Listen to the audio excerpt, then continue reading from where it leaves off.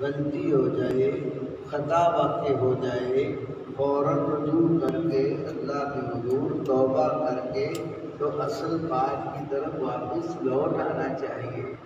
ایک سچے مسلمان کی خوبی اور علامت یہی ہے کہ وہ کبھی بھی غلط کام کے اوپر ڈٹا نہیں رہتا، بلکہ غلطی ہو جائے تو فوراً رجوع کر کے تو سیدھے راستے کی طرف آ جاتا ہے۔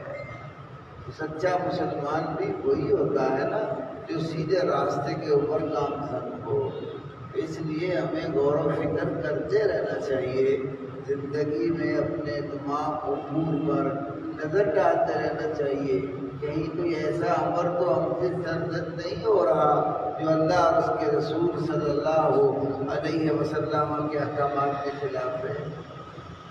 تو جب ہم اس کوشش میں تقدو میں رہیں گے تو ہمارے معاملات سیدھے رہیں گے، خطاؤں سے، غلطیوں سے، گناہوں سے بچتے رہیں گے۔ تو یہ فکر ہر مسلمان آدمی کو ہونی چاہیے۔ اللہ تبارک و تعالیٰ کے ہاں تو ہم سب کا وقت مقرر ہے کہ کس وقت کسی کو نہیں پتا کب چلے جانا ہے، جانا ضرور ہے۔ ہر ایک کا وقت مقرر ہے کہ اس نے اپنے پروردگار کی طرف واپس لوٹ جانا ہے۔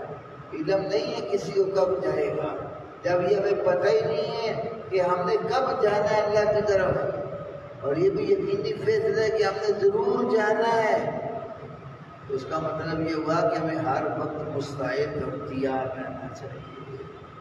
ہر وقت ہمیں اس تیاری میں رہنا چاہیے کہ ہم اللہ تبارک و تعالیٰ کے حضور جانے والے ہیں، اور اللہ رب العالمین ہمارے ایک ایک عمل کا احتساب کرے گا، ہم سے پوچھے گا، میرے بندے تجھے میں نے یہ احکامات دیے تھے اور دنیا میں بھیجا تھا، تمہیں زندگی عطا کی تھی، تمہیں صحت دی تھی، دنیا بھر کی نعمتوں سے نوازا تھا تم نے، تو بتا نا تم میرے لیے کیا کر کے آیا ہے؟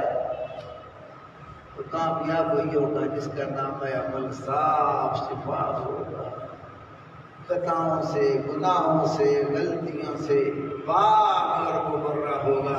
یا غلطی ہوگی تو فوراً رجوع کر کے پروردگار سے صدقے دل سے جس نے معافی مانگ لی وہ کامیاب اور کامران ہو جائے گا۔ تو اللہ تبارک و تعالی ہمیں ہر طرح کے گناہوں سے بچائے، کبائر سے محفوظ فرمائے، صغائر سے محفوظ فرمائے۔ اللہ ہمارے دامن کو خطاؤں سے بالکل پاک اور مبرہ کر دے۔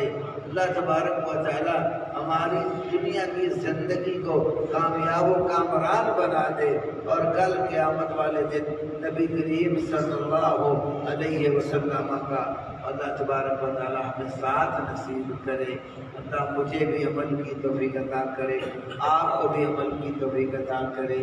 میں چونکہ زیادہ بول نہیں سکتا، میری ہمت اور طاقت بھی نہیں ہے، تو آپ سب بھائیوں سے درخواست گزار بھی ہوں، جہاں آپ اپنے لیے اللہ سے دعا مانگیں، اپنے عزیز و اقارب کے لیے دعا مانگیں، تو اس گنہگار کو بھی اپنی دعاؤں میں یاد رکھیے گا کہ اللہ تعالیٰ مجھے مکمل صحت اور تندرستی عطا کرے، اور پھر میں اسی طرح جماعت کے ساتھ مل کر دین کا کام کروں جیسے شروع میں کیا کرتا تھا۔